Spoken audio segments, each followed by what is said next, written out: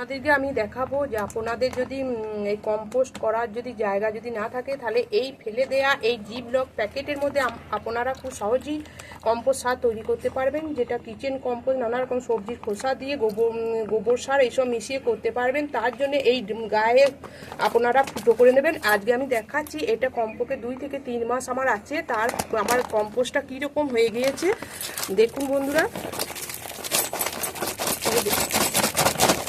দেখুন এই কম্পোস্টটা একবারে মাটি হয়ে গেছে, কিছুই বোঝা যাচ্ছে না।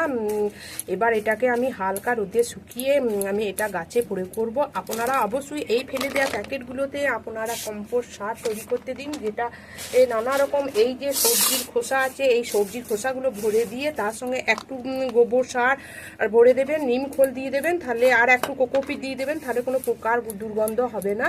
এইভাবে আপনারা খুব সহজেই বাড়িতেই তৈরি করুন।